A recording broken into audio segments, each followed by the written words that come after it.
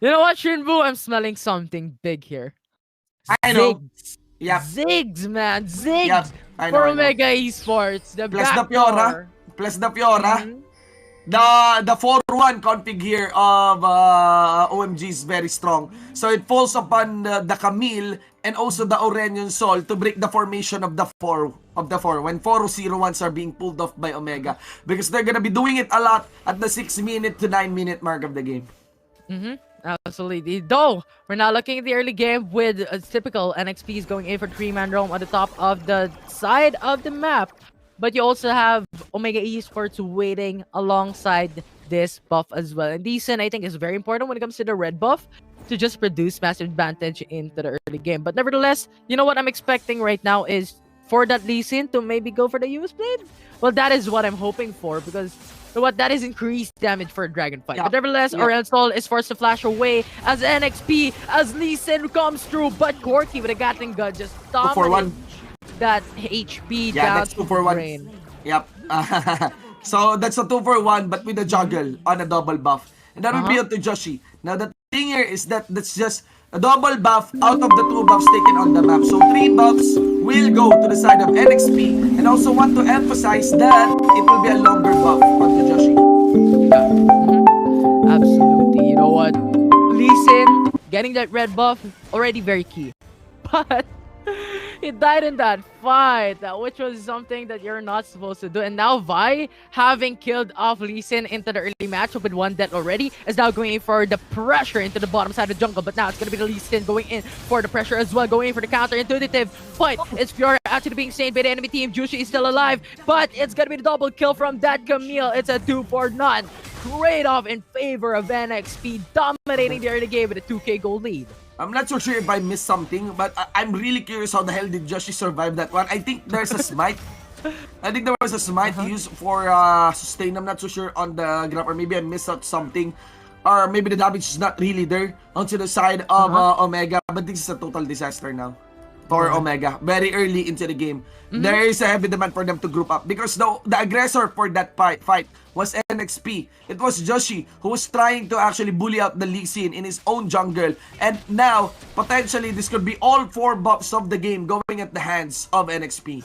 Yeah, I mean, that early 2 kills for NXP, Omega Esports was in a bit of a struggle, was in a bit of a fringe edge in terms of winning that early game potential. But taking 2 more kills, 2 more wins in for NXP, that's gonna put them on a much more harder face of the game in terms of mid-game, late game. Especially right now, we're nearing to the 3 minutes mark. We're expecting a roam, we're expecting a fight to happen, and a gold, a 2k, 3k gold lead for the side of NXP is gonna put them at an items advantage, which is gonna put Smart Omega at a very bad situation we're in. If Uzi gets those first items up and running, Joshi with those items, Horizon, right? It's gonna be dead hard for Omega Esports. Joshi's there here. You also have Disaster down at the obviously Disaster will be at the bottom lane. NXP's momentum is here. It's not totally expected. Chule will be arriving and deliver a Rasen Shuriken down at the bot. And that's it. They make heavy pickups, and they're snowballing this bottom lane too prior and even before a dragon fight. NXP is starting to escalate this game into a one-sided fight. You stated earlier that Omega Esports is gonna be forced to team up, but now NXP is also teaming up, so it's really just gonna be very hard for Omega Esports to scale out in terms of damage, in terms of member disadvantage as well, because they're countering Omega Esports with the same strategy that they could be countered with. So just a PogChamp move coming in for NXP. Yep. And really, man, Joshi here. I'm not even removing, I have my own spectator. I'm not even removing my camera. Joshi, because Joshi, if you look at the skill participation, 100% on the kill participation. And the pickups has been successful. Even in the stoppage there by Stronger, it forced a flash out of a Rise. That's gonna be very dangerous. It's a big loss onto the summoner spells available for the side here of Omega. NXP is very ballsy in taking this fight. Joshi will fall back. I'm not so sure. I think he's waiting out. Yeah, a few seconds, because his assault and battery is now up.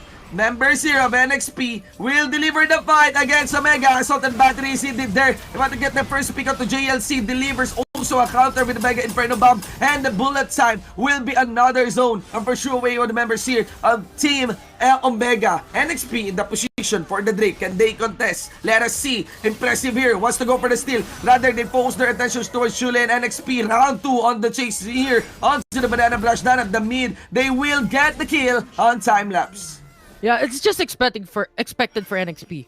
If you're looking at the items, you have Trinity Force, you have Yumus, you have Mortal Reminder, you have Leandra's already for NXP. While on the other end, Omega Esports still lacks those full item build, those full items in their draft, in their inventory, which just puts them at a big disadvantage. And you're considering items as a power spike for NXP. Yeah, So and speaking of items, Infinity, you are looking at the items prior to the Dragon Fight. Yeah. They have full core items prior to the Dragon Fight. That's just the first recall right after the Dragon Fight. Look at that. It's not just the items now, first core items. They have fully stacked boots. They have component items too, along with their first core items. Whereas for Omega, of course, there are resets available for Omega. But if you're accounting for any threatening item that is only just on this, a little bit less mobile core key with the Trinity Force. Absolutely. But now, you know what? NXP is gonna take more advantage to them. Omega Esports still has non-turret in them, while NXP has 2. But nevertheless, it's gonna be Camille going in for the Hextech Ultimatum. Josh is so good at faking, honestly unimpressive. Did you see? They have a vision. They have a vision onto impressive, and they're putting their route towards the mid lane so that impressive can go for a kick. So impressive was waiting on the mid lane side brush, but what Joshi did, he was as if going for the mid lane and a quick bolt breaker on that side brush, and their target mainly is Joshi, and their target mainly is impressive. Yeah. So now it's gonna be NXP going in for the Rift Herald, considering that they have actually killed off the Lee Sin. But nevertheless, it's gonna be another fight into the mid lane. It's gonna be a kill from that Fiora, and now we're standing at a 2-9 in favor of NXP with 9K gold lead from a 2K, from a 5K now to a 9. And remember the badge also with the Ocean Drake available here for the side of NXP. And we are also accounting for the map control, 3 turrets in their packet as well. Leads after leads after leads for the side of NXP. And we are not even near the second timer of the Drake, Mountain 1. I think that's the important thing, right?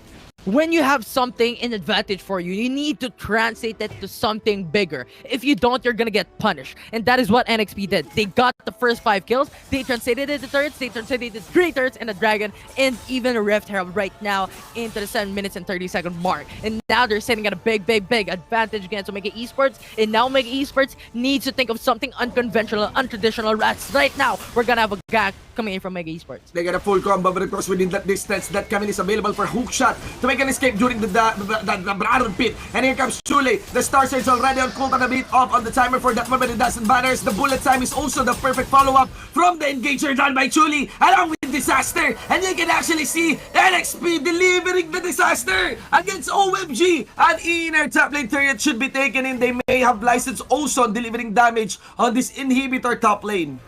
That Mortal Reminder of a Misfortune first item, that bullet time melted the Alistar like it was nothing. And now that is going to be the inhibitor turret secured by NXP in this early in match. 8 minutes in the game, 5 turrets taken down, and that is 1 inhibitor turret. This is a one-sided game. This is a one-sided game without doubt. It all started from the double buff taken in by Joshi. It all started there from the invade on the blue buff against Impressive here. Joshi is just really in his element, not anymore on the Lee Sin, but also on the Vi this time. And we have the Mountain Drake spawning into the map. Ladies and gentlemen, there is no way in hell the Team Omega can actually go for a contestation on that fight. Rather, NXP, why not have Omega take a fight against us? We will bring the fight against them. And with that Star Surge down at the bot, they snap out. Impressive, the jungler here of Omega. And now, with that kill once again for the jungler, they're gonna get the Mountain Drake very easily, like it was nothing. Like it was free delivery from your ordered food. And now it's gonna be 14-2. Now sitting at a 14K gold lead for NXP, and they're not done yet because they want more. They want the bottom lane turret, and they're probably gonna take it. You have Disaster chilling like a villain. You have Jolly going in for the reset. And if you're now looking at the items, they increase their potential of survivability. Survivability. Oh my goodness, how to speak with the GA for Camille and that Vi. So Yeah. Omega Esports is just gonna have a harder time right now with damage item and defensive item already available for NXP. I want to repeat just what you said, Camille and Bai on the Guardian Angel. Clearly, two divers heavy. Also the side here of NXP. This will not stop them on advancing against the members here of OMG. They went even for the tower dive because you know what? Impressive. Joshi knows he can go for the dive, but this is awkward. Actually getting some turret. It forced out the barrier. Bullet time gets casted here by Uzi to follow up. And Joshi was not allowed to escape under the turret dive. So that might be it. He burned his own GA, and Arisen was not in the party to fight. Rather, Arisen decides to go for the trade. He will take this inner bottom lane. Oh, ultimate by the Fiora. JLC will use that defensively. Hook shot to go in. It stops the Hextech ultimatum, the stasis that is against Timelapse, but that should be enough. His own stasis stops him also too. And I think that's it, ladies and gentlemen. Two members is gone in the map. 1-for-1 between NXP and OMG. I think Joshi went in for an undirect bait into the mid lane. Right? Camille was going in for that bottom lane turret for the tier 2. He was going in ham on that one. And Joshi just went and dived deep into the fight. And everyone from Omega Esports was held in that position to kill out Joshi because of the GA, because of its defensive capabilities with the stasis as well, and even a Yuma's blade. So they need everyone to fight off Joshi to just kill him out. And yes, they got the jungler, they got the kill, but they did not translate it to a Baron buff. And furthermore, NEXPLAY has gotten 2 more turrets, and that is not just any, that's the tier 2 turrets into the Dragon lane and into the mid lane. Indeed. Ladies and gentlemen, 16k on the gold lead here by Team NXP on top of a 16 kill lead against 3 for Omega. Now, they're hovering around this Baron, making sure that they got all the points of entry covered. Not to mention that they have a Ryzen already going for the split. But here's the real deal. A setup here for Chuli to land his Star Surge. Luckily, only this places is stronger. So stronger with a flash. He can still survive that one. And gives freedom though for Joshi to fly in. He will flash back. No Guardian Angel available for him. And with no ultimate available for that Alistar, his life will melt. And of course, JLC won't join this party because he's being kept busy by Arisen. That's why NXP will just pick up members of OMG one by one with the safeguard out. It won't be enough. And I think that is the game. Ladies and gentlemen, this game number 2 comes out with NXP being too strong. And you look at that. They will also be removing an inhibitor, maybe just as a bonus for the points. Indeed, NXP is now set to become champion of this Contender Series 2-0 against OMG. That's GG, well played. NEXPLAY